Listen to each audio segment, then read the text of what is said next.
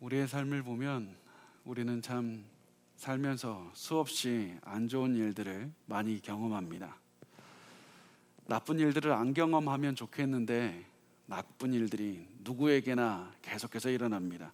도저히 예상하지 못한 시간에 예상하지 못한 방법으로 안 좋은 일들은 우리를 찾아옵니다. 우리도 사실 이 사실을 잘 알고 있습니다. 그래서 우리에게 안 좋은 일이 일어난다고 해도 우리는 절망하지 않습니다. 안 좋은 일이 일어날 줄 다 알고 있었습니다. 그래서 우리에게 많은 고난이 와도 우리는 다 버텨낼 수 있다는 그런 마음으로 절망하지 않고 계속해서 이겨냅니다. 그런데 때로는 우리의 인생의 어려움 때문에 포기하고 싶을 때가 있습니다. 절망하고 싶을 때가 있습니다. 다시 시작해야 되는데 도저히 마음에 힘이 없어서 용기가 나지 않습니다. 이런 절망감을 느낄 때 어떻게 해야 되는가? 이런 절망감을 언제 느끼게 되는가? 그럴 때를 바라보면 우리가 어떤 때는 절망하고 어떤 때는 절망하지 않는가? 결국 이 두 개를 나누는 이 기준은 하나입니다. 내일이 오늘보다 낫지 않을 것이라는 그런 생각이 들 때 우리는 절망하게 됩니다. 우리가 절망하게 되는 때는 아무리 내가 최선을 해봐도 내일이 오늘보다 나을 것 같지 않다. 내가 아무리 발버둥 쳐봐도 오늘의 현실이 변할 것 같지 않고 내 상황에서 벗어날 수 있을 것 같지 않고 내가 아무리 노력해도 내게 도저히 내일이 변할 것 같지 않다는 그런 생각이 들 때 절망하게 되고 그때 비로소 우리 가슴속은 지옥과도 같다 이런 마음이 들게 되는 것입니다. 그래서 한 신학자는 이렇게 말합니다. 단테가 신곡에서 지옥에 관해서 한 기술은 틀리지 않았습니다. 지옥을 이렇게 써 있다고 합니다. 단테의 신곡에는 여기에 들어오는 모든 이여 소망을 버리시오. 내일에 대한 소망이 없는 그런 절망으로 가득 찬 곳이 지옥이라는 겁니다. 여러분도 이런 절망감을 체험해 본 적이 있습니까? 이런 소망이 없는 내일이 아무리 노력해도 나을 것 같지 않다는 그런 현실을 경험해 본 적이 있습니까? 사실 제가 참 특이하게 제가 아는 많은 연세가 있고 지혜가 있는 많은 목사님들이 한결같이 이렇게 말씀을 하셨습니다. 누구나 엄청난 고난 때문에 다 포기하고 싶은 그런 인생의 순간을 경험하게 됩니다. 만약 여러분 그런 순간을 경험하지 않으셨습니까? 그러면 기대하십시오. 조금 있으면 경험하게 됩니다. 우리 모두 어떤 사람이든지 예외 없이 인생에서 최소한 한 번은 이런 절망의 순간을 체험하게 됩니다. 그렇다면 이런 절망의 순간에서 우리가 필요한 것은 무엇인가? 우리가 절망할 때 가장 필요한 것이 무엇입니까? 바로 진정한 소망입니다. 내일이 오늘보다 나을 것이라는 그 소망이 필요합니다. 그 소망이 있는 사람을 살 수 있고 그 소망이 있는 사람은 고난을 견딜 수 있고 그 소망이 있는 사람은 힘을 얻을 수 있기 때문입니다. 그래서 성경은 우리에게 소망을 가지라, 진정한 소망을 가지라고 말씀을 합니다. 그런데 많은 사람이 성경에서 말하는 소망을 오해합니다. 성경에서 소망을 가지라고 하니까 그냥 소망을 우리가 평소에 쓰는 대로 생각합니다. 우리는 평소에 소망을 어떻게 씁니까? 긍정적인 바람, 그냥 내가 복권에 당첨되면 좋겠다, 안 되면 어쩔 수 없고, 내가 승진하면 좋겠다, 내가 돈을 많이 벌면 좋겠다, 나에게 좋은 일이 일어나면 좋겠다, 이런 막연한 바람을 성경에서 말하는 소망이라고 생각합니다. 하지만 성경이 말하는 소망은 그렇지 않습니다. 성경이 말하는 소망은 반드시 미래가 변하는 것을 말씀합니다. 성경이 말씀하는 소망은 내 미래가 100% 변한다는 것을 말씀을 하고 있습니다. 그래서 성경이 주는 소망은 우리의 내일이 반드시 나아질 것이라는 확신을 가질 수 있고, 성경이 가지는 그 말씀하는 소망을 가지고 있으면 바로 오늘을 살아갈 수 있는 힘이 생기는 겁니다. 아무리 오늘이 고통스러워도 내일이 변할 것이라는 확신이 있기 때문에 더 나아질 내일을 바라볼 수 있고, 아무리 큰 어려움이 있어도 넘어갈 수 있는, 견뎌낼 수 있는 힘을 갖게 되는 것이 성경에 말씀하는 소망이 되는 것입니다. 그래서 우리는 고난 중이라면 바로 가장 필요한 것은 성경에 말씀하는 그 소망을 가져야 됩니다. 소망을 가져야 됩니다. 내일은 반드시 오늘보다 나을 것이라는 그 성경에 말씀하는 소망을 지금 가지고 하나님을 바라봐야 됩니다. 이 하나님께서 주시는 소망이, 메시지가 바로 지금 이 베드로전서, 우리가 나누는 베드로전서 이 편지를 받는 그리스도인들에게 절실했습니다. 소망이 너무 절실했습니다. 왜냐하면 이 편지를 받는 사람들이 고난을 당하고 있었기 때문입니다. 너무 힘들었습니다. 많은 사람이 단지 내가 그리스도인이다, 그 사실 하나 때문에 고난을 당했습니다. 로마 황제가 아니라 예수가 주다, 그리스도가 주시다, 이 말씀을 하는 것만으로도 박해를 받았고 고문을 당했고 순교를 당했습니다. 그런데 더 고통스러운 게 뭐냐면, 아무리 내가 박해를 당하고 아무리 내 가족이 순교를 당해도 내 상황이 나아질 것 같지는 않습니다. 아무리 해도 이 박해가 사라질 것 같지 않습니다. 내일이 오늘보다 나을 것 같지 않습니다. 그래서 이들이 바로 누구보다도 소망이 필요한 사람들이었습니다. 그래서 베드로는 이 소망의 메시지를 이렇게 시작합니다. 베드로전서 1장 3절 말씀을 우리 같이 읽겠습니다. 시작. 우리 주 예수 그리스도의 아버지 하나님을 찬송하리로다. 그의 많으신 긍휼대로 예수 그리스도를 죽은 자 가운데서 부활하게 하심으로 말미암아 우리를 거듭나게 하사 산 소망이 있게 하시며. 자, 이렇게 말씀합니다. 우리의 주님 예수 그리스도의 아버지 하나님을 찬송하리로다. 우리의 주 예수 그리스도, 우리의 주 예수 그리스도, 너희가 지금 믿고 있는 예수가 주라는 사실은 결코 틀리지 않았다. 예수 그리스도를 주라는 사실을 반드시 믿고 그 하나님을 기억하고, 그리고 그 예수 그리스도의 아버지 하나님을 찬양하라.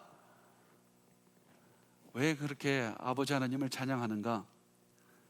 하나님 아버지께서 예수 그리스도께서 죽었다가 부활하게 하시는 능력이 되셨기 때문이고, 우리가 예수를 믿을 때 새 생명을 주셨기 때문이다.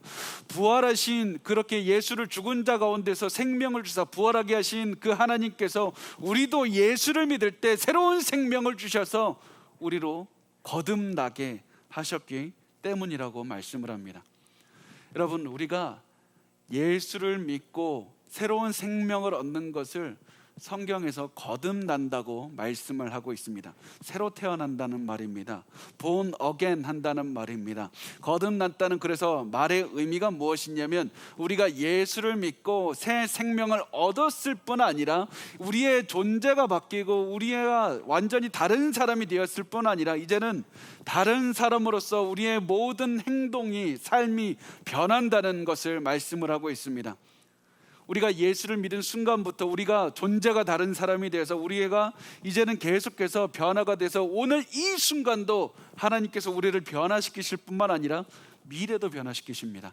그래서 우리의 미래가 바뀌기 때문에, 우리의 미래도 달라질 것이기 때문에, 우리의 미래는 오늘보다 나을 것이라는 확신을 가질 수 있기 때문입니다.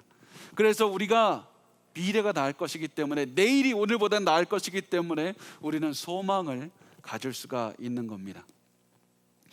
그런데 이 소망은 죽은 소망이 아니라 산 소망, 살아있는 소망이라고 말씀을 합니다.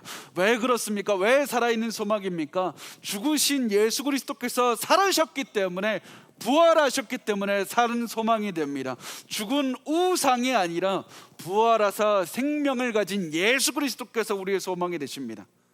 그렇기 때문에 우리도 죽음 앞에서 두려워하지 않고, 하나님께서 나를 다시 살리신다, 그 살아있는 소망, 나를 다시 살리시는 소망을 갖게 하시고, 아무리 큰 고난 가운데서도 나를 건지시고 나를 다시 살게 하신다는 소망을 갖게 하시는 것이 바로 예수 그리스도께서 주시는 살아있는 소망이 되시는 겁니다. 그래서 베드로는 우리의 이 땅의 소망을 두지 말고 하늘에 있는 예수께 소망을 두라. 예수께 소망을 두라. 너희의 미래가 바로 예수께 달려있다라는 것을 말씀을 하고 있습니다. 베드로전서 1장 4절 말씀 우리 같이 한 목소리로 읽겠습니다. 시작. 썩지 않고 더럽지 않고 쇠하지 아니하는 율법을 있게 하시나니 곧 너희를 위하여 하늘에 간직하신 것이라. 베드로가 우리에게 말합니다. 저 하늘을 바라보라. 하나님께서는 예수님을 믿고 살아있는 소망을 갖게 된 자들에게 하늘에 유업을 미리 준비해 두셨다고 말씀합니다. 하늘에 유업을 미리 준비해 두셨다라고 말씀합니다. 그래서 하늘에 유업을 준비해 두셨기 때문에 고난을 당하는 우리가 땅을 아무리 본다 해도 우리에게 소망이 없다는 겁니다. 우리의 소망은 하늘에 있습니다. 하나님께서 우리에게 영원한 유업을 준비해 두셨기 때문에 그 유업은 어떠한 상급보다도 크고 우리가 이 땅에서 얻을 수 있는 그 어떠한 것보다도 위대하고 크기 때문에 우리가 소망을 하늘에 두고 살아야 된다는 겁니다. 그렇다면 이 유업이 도대체 뭐냐? 유업이 도대체 뭐냐? 유산? 이것은 여러분 잘 들으십시오. 우리가 유업이라는 것은 어렵지 않습니다. 천국에서 우리가 부활의 옷을 입고 부활의 몸을 입고 새 하늘과 새 땅에서 영원히 살면서 하나님을 찬양하며 기뻐하며 살아가는 것이 우리가 하나님께서 우리에게 주실 그 유업이라는 겁니다. 이 유업은 하늘에서 받게 될 것입니다. 하늘에 이 유업을 두었기 때문에 그 누구도 훔쳐갈 수 없고 망가뜨릴 수도 없습니다. 그래서 베드로는 이 유업이 썩지도 않고 더러워지지도 않고 시들어서 사라지지도 않는 유업이다. 안심하라. 너희의 미래는 바로 이 하늘에 있다. 하나님께서 너희를 위해서 이 유업을 간직하고 계시기 때문에 걱정할 필요가 없다. 너희의 소망은 미래에 두라. 너희 소망은 바로 하늘에 두라. 그래서 하늘로 갈 너희의 내일은 오늘과 비교할 수 없을 정도로 좋을 것이다. 훨씬 좋을 것이다. 그럼으로써 여기에 너희의 소망이 있다는 것을 말씀을 하고 있습니다. 하나님께서 유업을 가지고 계시는데 소망이 있습니다. 그런데 한 가지 더 고난을 당하는 너희가 기억해야 될 것이 한 가지가 더 있다고 말씀합니다. 베드로전서 1장 5절 말씀을 우리 같이 읽겠습니다. 시작. 너희는 말세에 나타내기로 예비하신 구원을 얻기 위하여 믿음으로 말미암아 하나님의 능력으로 보호하심을 받았느니라. 자, 하나님께서 너희를 위해 유업을 하늘에 간직하고 아무도 만지지 못하게 하나님께서 보호하고 계실 뿐만 아니라 너희도 하나님께서 건지신다. 너희도 하나님께서 구원하신다. 너희의 구원은 너희의 능력에 달려있는 것이 아니라 하나님이 구원을 이루신다. 너희의 구원은 노력에 이루어지는 것이 아니라 하나님이 정하신 것이다. 그래서 예수 그리스도께서 재림 때 다시 오셔서 심판하시는 날까지 하나님이 너희를 보호하시고 천국으로 이끄신다. 유업과 너희 둘 다 하나님께서 다 정하시고 이끄시는 것이기 때문에 결국 내려지는 결론이 무엇입니까? 너희는 이 땅을 바라보지 말고 너희가 내일 살아갈 하늘을 바라보라. 하늘에 너희의 소망이 있다. 하나님께서 끝까지 지켜주시고 결국에선 하나님께서 천국으로 이끌어 주시기 때문에 하늘에 소망을 두고 살아가라. 이 말씀을 하고 있습니다. 우리의 소망은 이 땅에 있지 않습니다. 우리의 소망은 하늘에 있습니다. 그런데 우리가 이때 반드시 기억할 게 있습니다. 뭐냐면 하나님께서 우리를 반드시 지켜주시는데 언제 지켜주시냐, 어떻게 지켜주시냐면 예수를 믿는 믿음 안에서 지켜주신다는 겁니다. 예수를 믿는 믿음 안에서 지켜주십니다. 하나님께서는 우리가 예수를 믿는 믿음 안에서 견디게 하시고 예수를 믿는 믿음 안에서 구원을 기다리게 하십니다. 예수에 대한 믿음이 고난을 이기는 우리의 힘이 되고 모든 영적 공격으로부터 우리를 지켜주는 방패가 됩니다. 예수를 믿는 믿음만이 우리를 이 땅에서 소망을 두고 살아가게 합니다. 왜 그럽니까? 믿음이 우리가 하늘로 시선을 향하게 만드는 능력이 되기 때문입니다. 믿음만이 우리가 눈에 보이지 않는 예수 그리스도를 바라보게 하고 하나님의 손길을 체험하게 하는 바로 그 능력이 되기 때문입니다. 그래서 믿음 안에서 하나님께서 지키십니다. 그래서 믿음이 없이는 소망도 없습니다. 예수에 대한 믿음이 없으면 소망도 없다는 사실을 기억하십시오. 그래서 우리에게 너무나도 중요한 것은 고난이 올 때 우리가 단순히 다른 능력을 키울 것이 아니라 나는 예수에 대한 믿음이 있는가? 나는 예수를 더욱더 믿고 있는가? 내가 예수에 대한 믿음이 깊어져 가고 있는가? 그렇다면 된 것입니다. 나의 믿음은 너무나도 고난이 심할 때일수록 더욱더 깊어져야만 되고 예수 그리스도를 바라보아야만 되고 믿음이 더욱더 굳건하게 지켜지기만 한다면 그 믿음으로 말미암아 우리가 고난을 이길 수 있는 원동력이 되고 여러분을 지키는 방패가 될 겁니다. 내가 아무리 죽음 앞에 선다 할지라도 예수 그리스도를 부활하게 하신 하나님께서 나와 함께 하신다, 이 예수가 나와 함께 하신다, 이 믿음만 있으면 우리는 그 어떤 소망을 갖고 그 어떤 환경에서도 살아날 수 있다는 사실입니다. 그래서 베드로가 내리는 결론이 무엇입니까? 그 결론은 무엇이냐면 믿음을 가지면 소망이 생기니까 하나님 다 좋은 일만 일어나게 하실 것이다, 앞으로 다 좋은 일만 일어날 것이다, 이렇게 말하지 않습니다. 오히려 베드로는 우리가 이 땅에서 하늘의 소망을 두고 살아가면 고난을 겪을 것이다, 우리가 하늘의 소망을 두고 살아가는 그 즉시 우리에게도 고난이 찾아올 것이라고 말씀합니다. 우리 베드로전서 1장 6절 말씀을 우리 같이 읽도록 하겠습니다. 시작.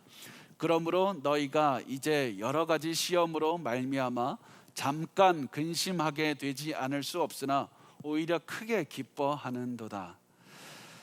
분명히 우리가 이 땅에서 겪는 수많은 고난으로 인해서 슬퍼할 수밖에 없다고 말씀합니다. 여러분, 베드로는 지극히 현실주의자였습니다. 그래서 우리의 현실을 결코 부정하지 않습니다. 왜 그렇습니까? 아무리 부정하고 싶어도 예수 믿으면 좋은 일만 일어난다, 고난 없다, 이렇게 부정하고 싶어도 지금 베드로전서라는 편지를 받고 있는 사람들은 이미 너무나도 많은 박해를 받고 있는 것이 현실이었기 때문입니다.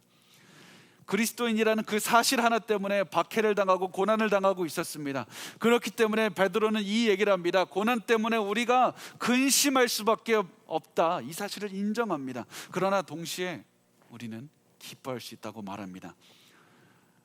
우리는 고난 중에 기뻐할 수 있습니다. 그 이유를 세 가지를 얘기하는데 첫 번째 이유는 이 세상에서 우리는 시험으로 말미암아 잠깐 근심하기 때문입니다. 잠깐 근심하기 때문입니다. 우리가 이 땅에서 하는 근심은 영원하지 않고 잠깐만 하는 겁니다. 이 시험은 우리가 이 땅에서 잠깐 겪는 겁니다. 어떤 분들은 이렇게 말할 수 있습니다. 내가 벌써 시험을 당한 지 6개월이 됐습니다. 1년이 됐습니다. 3년이 됐습니다. 5년, 10년, 30년 내가 평생 이런 고난을 당하고 있는데 어떻게 이것이 잠깐이라고 말할 수 있습니까? 어떻게 이것이 내가 너무나도 고통스럽게 오랫동안 겪고 있는데 나를 잠깐 고난당한다고 말할 수 있습니까?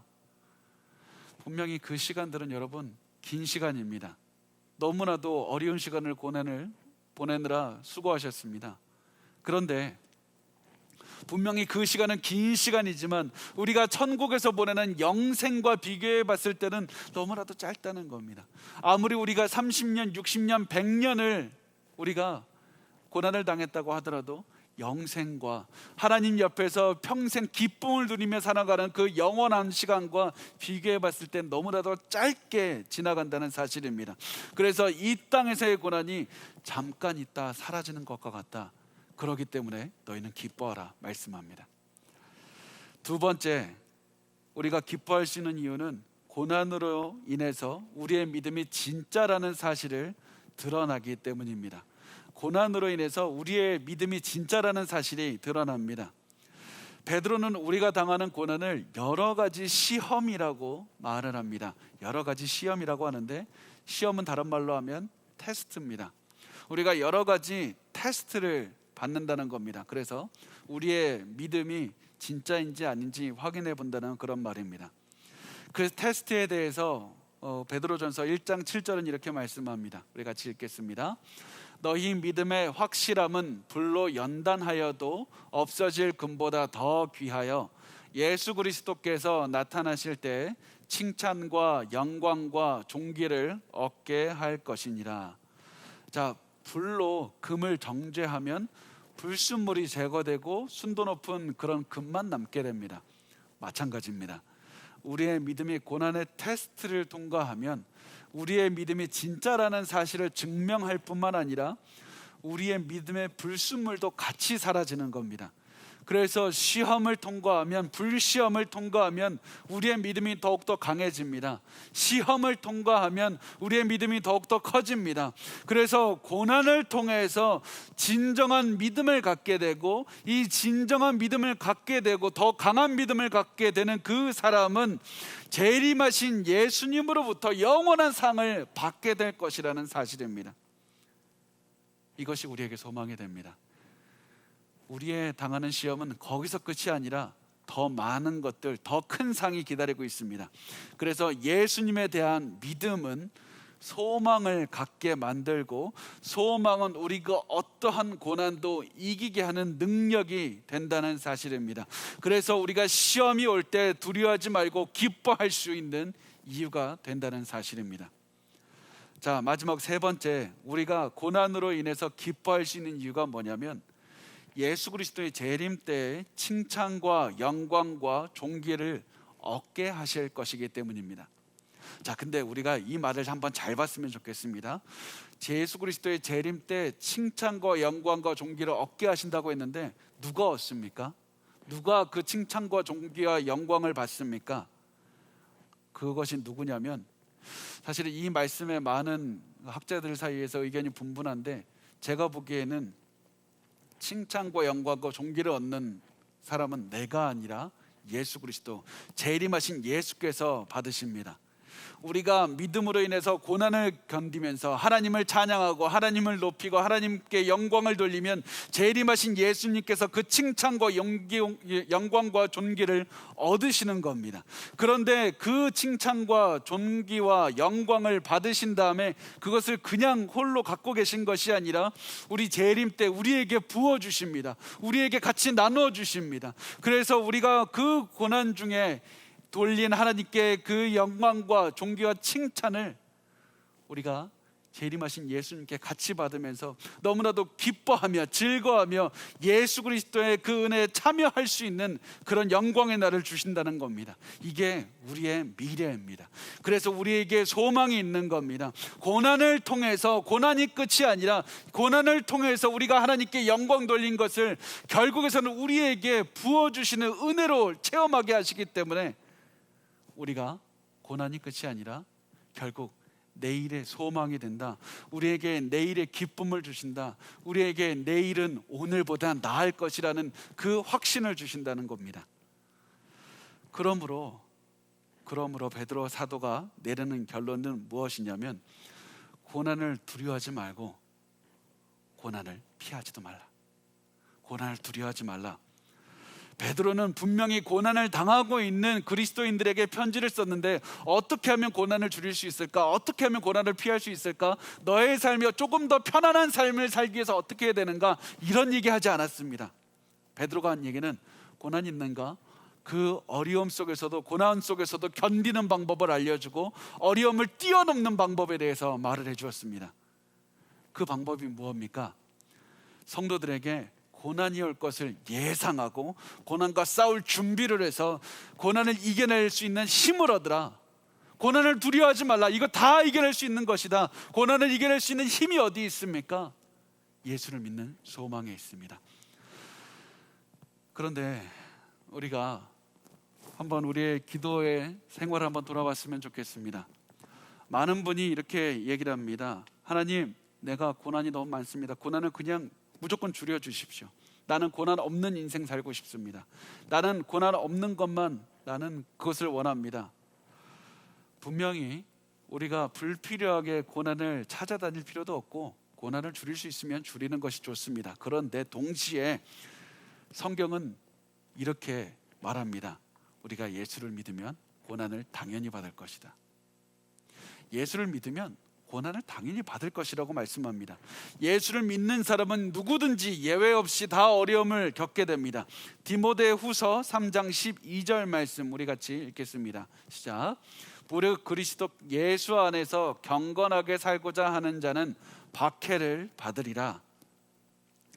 성경은 너희가 예수 그리스도 안에서 진정으로 예수 그리스도의 제자로서 살아가고자 하느냐? 그러면 세상이 너희를 가만두지 않을 것이다. 마귀는 너희를 힘들게 할 것이다. 너희에게 고난을 줄 것이다. 세상은 너희에게 고난을 줄 것이니까 고난을 예상하고 대비하라고 말씀합니다. 그래서 우리가 고난 없는 상태를 꿈꾸는 것이 아니라 고난을 대비하고 고난 중에 기뻐할 수 있는 준비를 해야 되는 겁니다. 고난 중에서도 천국의 소망을 두고 하늘을 바라보면서 살 수 있는 준비를 해야 된다는 겁니다. 그래서 우리가 고난을 받을 때 고난을 대비하는 마음이 너무나도 중요한 겁니다. 왜냐하면 우리가 만약에 나 고난 겪고 싫다, 나는 고난 없거나 편안한 삶만 살고 싶습니다, 이렇게 하면 자연스럽게 고난이 없는 삶만 찾아다닙니다. 사람들의 인정을 받아서 고난을 피합니다. 내 모든 거룩한 삶을 찾아다니는 것이 아니라 좀 내가 세상과 타협하고라도 편안한 삶을 찾아다니게 되어 있습니다. 고난이 없는 상태를 바라면 조금의 고난만 와도 내가 믿음이 금세 약해지고 금세 포기하게 될 수밖에 없습니다. 금세 그만두고 싶다는 생각이 듭니다. 금세 소망이 약해집니다. 그렇지만 어려움과 박해를 예상하고 대비하면 우리는 어떠한 고난도 이겨낼 수 있는 힘이 생깁니다. 고난을 당할 수 있는 능력이 생깁니다. 여러분, 고난을 당하는 게 이상한 것이 아닙니다. 세상은 우리가 예수를 믿기로 작정한 순간부터 고난을 주기 시작합니다. 때로는 우리의 재정을 부족하게 만듭니다. 사람을 떠나가게 할 겁니다. 이유를 알 수 없이 두려워할 만한 상황으로 몰아가고 우리 갑자기 이상하게 몸이 아파오는 그런 상황으로 만들 수도 있습니다. 우리가 도저히 예상하지 못한 그런 어려운 환경을 계속해서 줘서 결국 세상이 주는 그 모든 어려움의 목적이 무엇이냐면 우리의 소망을 이 땅에 두게 하려는 겁니다. 우리의 소망을 우리의 몸에 두게 하려는 겁니다. 우리의 소망을 돈에 두게 하려는 겁니다. 우리의 소망을 사람들에게 두게 하려는 겁니다. 자꾸 우리로 하늘을 바라보지 못하고 땅을 바라보게 해서 이 모든 것이 땅에 있는 것이 전부라는 생각을 갖게 만드는 것이 이 세상의 전략입니다. 여러분, 이런 공격은 전혀 새로운 것도 아니고 여러분이 잘못 살고 있다는 의미도 아닙니다. 지금까지 마귀는 인류 역사에서 계속해서 이 방법을 써서 사람들을 공격해왔고 지금까지 굉장히 성공적이었습니다. 이런 영적 공격 앞에서 우리가 해야 되는 것이 무엇이냐면 끝까지 예수를 믿고 끝까지 하늘을 바라보고 끝까지 하늘에 소망을 두는 것입니다. 끝까지 예수를 믿고 끝까지 하늘에 소망을 두는 것입니다. 그래서 우리가 내릴 수 있는 결론이 뭐냐면 우리의 삶의 위기는 그냥 고난이 왔을 때, 내가 돈이 없을 때 위기인 것 같고, 내가 믿던 사람이 떠났을 때 위기인 것 같고, 내가 그동안에 의지하던 것이 무너졌을 때 위기인 것 같지만 오히려 우리의 삶의 진정한 위기는 아무리 내가 예수를 믿어도 고난이 없을 때 그게 진정한 위기입니다. 내가 아무리 예수를 믿어도 내 삶이 너무 평안하기만 합니다. 성경은 분명히 너가 예수를 믿기로 작정하면 고난이 올 것이다 라고 얘기를 했는데 나는 왜 예수를 이렇게 오랫동안 믿어도 내 삶에 고난이 없고 평탄하기만 할까? 그렇다면 우리가 지금 믿음 생활을 잘하고 있는지 돌아보시길 바랍니다. 내 신앙은 지금 올바르게 가고 있습니까? 예수를 따르는 사람은 세상에서 분명히 본을 보이며 세상이 박수를 쳐주는 그런 면도 있지만 동시에 세상을 거스리는 삶의 모습을 보일 수밖에 없습니다. 그래서 세상은 우리의 삶을 거부하고 박해하는 것이 당연한 겁니다. 박해가 찾아올 때 여러분 두려워하지 마십시오. 하늘을 바라보십시오. 하늘의 소망을 두십시오. 하나님께서 우리를 지켜주시고 보호해 주시는 엄청난 은혜를 그때 체험할 수 있을 겁니다. 그냥 아무것도 없을 때 체험하는 것이 아니라 내가 박해가 찾아왔는데 그때 내가 하늘을 바라봤더니 하나님께서 내 마음에 평안함을 주십니다. 내게 사랑을 체험하게 하십니다. 하나님이 나를 얼마나 사랑하는지 그 사랑을 체험하는 것뿐만 아니라 더욱더 그 사랑이 깊어지게 만드는 것, 그때가 바로 하나님의 하늘에 소망을 두고 살아갈 수 있는 그런 순간이 됩니다. 우리 베드로전서 1장 8절에서 9절 말씀 우리 같이 읽도록 하겠습니다. 시작. 예수를 너희가 보지 못하였으나 사랑하는도다. 이제도 보지 못하나 믿고 말할 수 없는 영광스러운 즐거움으로 기뻐하니 믿음의 결국 곧 영혼의 구원을 받음이라. 우리는 베드로처럼 예수님을 직접 보지는 못했습니다. 그렇지만 우리는 예수님을 믿고 예수님을 사랑합니다. 예수님에 대한 믿음이, 예수님에 대한 그 강렬한 믿음이 우리를 기쁘게 하는 겁니다. 이 믿음이 무엇입니까? 예수님께서 단순히 존재하신다, 예수님께서 하나님이 되신다, 이런 것을 머리로 아는 것이 아니라는 사실입니다. 예수님이 하나님이라는 사실 마귀도 압니다. 우리만 아는 게 아닙니다. 오히려 마귀가 더 잘 알 겁니다. 야고보서 2장 19절 말씀을 우리 같이 읽도록 하겠습니다. 시작. 내가 하나님은 한 분이신 줄을 믿느냐? 잘 아는도다. 귀신들도 믿고 떠느니라. 하나님께서 한 분이라는 사실, 하나님께서 어떠한 분이라는 사실, 다 마귀는 오히려 우리보다 더 잘 압니다. 그렇다면 우리도 하나님에 대해 알고 마귀도 하나님에 대해 안다면 우리와 마귀가 도대체 다른 점이 뭡니까? 차이점이 뭐냐면 우리는 하나님에 대해서 알면 알수록 하나님께 소망을 두게 됩니다. 하나님 안에서 기뻐하게 됩니다. 그렇지만 마귀는 하나님을 알면 알수록 더욱더 두려움에 떨게 됩니다. 절망하게 됩니다. 왜냐하면 우리가 믿는 그 하나님은 우리를 사랑하시는 우리의 아버지가 되시기 때문입니다. 그래서 우리는 하나님을 알면 알수록 소망을 두게 됩니다. 그래서 우리가 해야 되는 것은 하나님을 머리로 알고 가슴으로 믿고 우리의 손과 발로 순종하며 살아가는 것입니다. 우리의 믿음을 그냥 단순히 머리로 아는 것에 그치는 것이 아니라 손과 발로 순종하면서 살아내는 겁니다. 이것이 진정으로 예수님께 소망을 두고 살아가는 사람의 모습이 됩니다. 계속해서 살아가는 사람은 예수 그리스도의 재림 때에 우리가 재림의 그 많은 어려움이 와도 기뻐할 수 있습니다. 아무리 큰 고난이 와도 예수 그리스도의 재림 때까지 순종하며 살아가는 사람은 큰 어려움이 와도 다 이겨낼 수가 있습니다. 왜냐하면 예수님께 소망을 둔 사람은 우리의 기쁨이 현실에 막혀 있는 것이 아니라, 현실에 좌지우지 되는 것이 아니라 현실의 제약을 받지 않고 뛰어넘기 때문입니다. 우리의 기쁨은 현실을 뛰어넘기 때문입니다. 예수님 때문에 체험하는 기쁨은 우리가 구원을 받는 날까지 어떠한 고난도 이겨내게 하시기 때문입니다. 이 구원은 우리에게 주시는데 갑자기 하나님께서 나중에 생각하고 그냥 나중에 하나님께서 야 이것도 안 되고 저것도 안 되네 그러면서 그냥 추가하신 것이 아니라 원래부터 계획하신 것이었습니다. 우리 베드로전서 1장 10절에서 11절 말씀을 우리 같이 읽겠습니다. 시작. 이 구원에 대하여는 너희에게 임할 은혜를 예언하던 선지자들이 연구하고 부지런히 살펴서 자기 속에 계신 그리스도의 영이 그 받으실 고난과 후에 받으실 영광을 미리 증언하여 누구를 또는 어떠한 때를 지시하시는지 상고하니라. 자, 보면 구약의 선지자들, 사실은 이 말씀을 조금 더 깊게 들어가면 좋은데 오늘은 간단하게 말씀을 드리면, 구약의 선지자들은 메시아를 통해서 주시는 구원에 대해서 사실은 많은 것들을 알기를 원했지만 많은 것들을 알 수는 없었습니다. 다만 성령께서 이 구약의 선지자들에게 알려주신 것이 무엇이냐면, 메시아는 먼저 고난을 당한 다음에 영광을 받는다.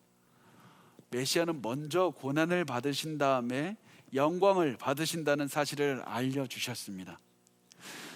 그리스도께서 먼저 고난의 십자가, 죽음을 체험하신 다음에 부활하시고 승천하시고 영광 중에 다시 오신다는 것을 우리가 알 수 있는 겁니다. 그래서 복음서의 기자들이 최선을 다해서 증명하고 또 증명하고 하려고 했던 것이 십자가에서 죽으신 그 예수 그리스도, 고난당하신 예수가 바로 주님이라는 사실이었습니다. 그분이 바로 예언된 메시아다, 그분이 바로 주님이시다, 그분이 바로 하나님이시다 라는 것을 계속해서 증명했던 겁니다. 왜 갑자기 베드로가 소방에 대해 얘기하다가, 고난에 대해 얘기하다가 갑자기 예수님께서 고난당하신 다음에 영광을 얻으신다는 것을 말합니까? 그 이야기는, 그 이유가 무엇이냐면 메시아에게 적용된 것들이 메시아를 따라가는 우리에게도 그대로 적용되기 때문입니다. 예수께서 먼저 고난을 당하시고 영광을 받으셨듯이 우리도 먼저 고난을 받은 다음에 영광을 얻게 된다는 겁니다. 우리도 영광의 면류관을 쓰기 위해서는 먼저 가신 면류관을 써야만 하고 고난을 먼저 당해야만 한다. 고난을 이상하게 여기지 마라. 고난을 당한다면 기뻐하라. 고난 뒤에 영광의 면류관을 쓰게 되는 날이 올 것이다. 영광의 면류관은 너무나도 위대하고 우리에게 도저히 생각할 수 없을 만큼의 화려한 그런 모습을 줄 것이다. 그래서 우리가 이 고난 중에서 두려워하지 말고 계속해서 그 하나님을 소망을 두고 살아간다는 것을 보여줍니다. 이 영광의 면류관을 쓰고 이런 모습이 얼마나 위대한지 천사들이 그 모습을 본다고 말씀을 합니다. 베드로전서 1장 12절 말씀의 마지막을 보면 이렇게 써 있습니다. 천사들도 살펴보기를 원하는 것이니라. 천사들도 보기 원한다고 합니다. 이런 왜 천사들이 보기를 원하냐면 천사들도 한 번도 체험해 보지 못하고 천사들에게도 알지 못하는 것이었기 때문입니다. 왜 그렇습니까? 하나님은 천사가 죄를 지었을 때 2번의 기회를 주지 않으셨습니다. 그래서 천사들도 이런 것들을 알지 못했습니다. 그렇지만 인간이 죄를 지었을 때는 구원하시는 그런 구원자를 보내서 인류를 구원하게 하셨고 누구든지 회개하고 예수 그리스도를 믿는 자는 구원에 이르게 하셨다는 사실입니다. 그래서 천사들이 이 위대하고 아름다운 구원의 모습을 보기를 갈망하고 있다는 겁니다. 베드로가 이렇게 이야기하는 이유는 이 천사에게도 이 위대한 천사에게도 주어지지 않은 이 것들이 이 구원이 너희에게 임하지 않았느냐? 너희는 얼마나 귀하냐? 너희는 얼마나 소중하냐? 너희에게는 얼마나 큰 미래가 있느냐? 너희에게는 이 땅의 전부가 아니라 이 땅을 바라보고 절망할 것이 아니라 내일을 바라보라. 하나님께서 이루시는 구원을 바라보라. 천사에게도 주지 않으신 그 구원을 바라보라. 예수 그리스도의 재림 때에 너희에게 주실 그 영광의 날을 바라보라. 그리고 너희에게 소망이 있다는 사실을 기억해라. 왜냐하면 너희의 내일은 오늘보다 훨씬 나을 것이기 때문이다. 이렇게 말씀을 하는 겁니다. 사실 제가 오늘 말씀을 준비하면서 제 대학교 시절에 친구가 한 명이 떠올랐습니다. 그 친구가 어렸을 때부터 굉장히 재정적으로 좀 어려운 친구였습니다. 그래서 많이 고생을 했고 계속해서 노력을 많이 했는데 계속 재정적으로 좀 많이 어려워서 계속 고생을 많이 했습니다. 그런데도 평생 엇나가지 않고 곧게 고지식하게 예수만 믿으면서 살았습니다. 어디서든지 부족하다고 불평하지 않았습니다. 어디서든지 먼저 봉사하고 도움이 필요한 곳이든 어디서든지 먼저 갔습니다. 제가 사실 그 친구하고 같이 교회를 섬기면서 이게 정말 신앙인의 모습이 이렇구나, 그거 많이 배웠습니다. 이게 시간이 지나서는 이제 대학을 졸업하고 서로 멀리 떨어져서 살게 됐는데 몇 년이 지났던 것 같습니다. 한 10년 정도가 지났는데 그 친구에게서 연락이 왔습니다. 본인이 그 백혈병에 걸렸다는 소식을 알려줬습니다. 근데 처음 걸린 게 아니라 벌써 몇 번 재발했다고, 그렇게 하면서 그 병이 나을 수 있게 좀 기도를 좀 해달라고 저렇게 저에게 기도 부탁을 했습니다. 근데 그때 저는 몰랐는데 나중에 그 생각해 보니까 그때 전화한 거는 이제 내 인생의 마지막이 찾아왔구나, 그런 인생을 정리하는 의미로 좀 전화를 했던 것 같다는 생각이 들었습니다. 제가 그 친구에게 너 참 힘들겠다, 내가 기도할게 이러면서 위로를 했을 때 그 친구는 저한테 이렇게 이야기를 했습니다. 나는 내 미래를 모르지만 하나님께서는 내 미래를 아시니까 하나님 또 나를 인도해 주실 것이다. 참 그 얘기를 들으면서 이 친구는 끝까지 하늘을 쳐다보면서 살고 있다. 진짜 힘든데도 끝까지 하늘을 쳐다보면서 살고 있다. 이런 생각이 들었습니다. 그리고 얼마 지나지 않아서 이 친구가 이제 천국으로 가게 됐습니다. 제가 얼마 전에도 그 친구를 그리워하는 사람들이 아직도 많이 있는데 그 사람들의 이야기를 들으면 참 특이하게 어떤 특징이 있냐면 그 친구를 그리워하는 사람들은 모두가 다 하늘을 쳐다봅니다. 다 하늘을 쳐다봅니다. 언젠가 우리도 다 같이 천국에서 만날 것이다. 우리도 다 같이 천국에서 바라보면서 천국에서 만나서 함께 그 친구와 함께 예배드리고 하나님을 찬양하는 그 날을 다 생각하게 됩니다. 여러분, 이것이 우리 크리스찬들이 가지고 있는 살아있는 소망이 됩니다.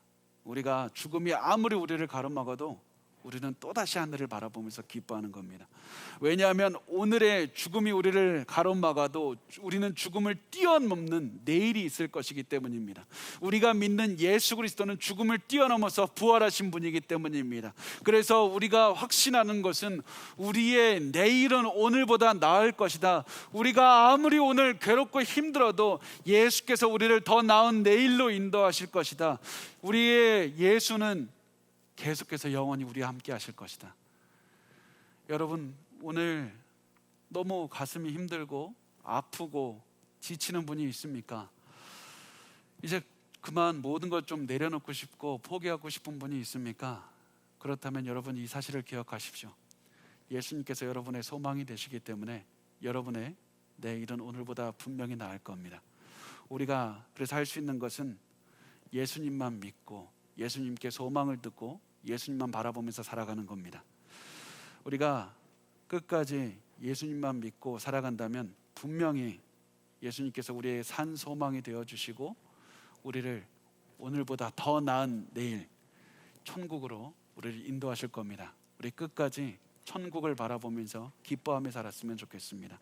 우리의 내일은 오늘보다 분명히 나을 겁니다.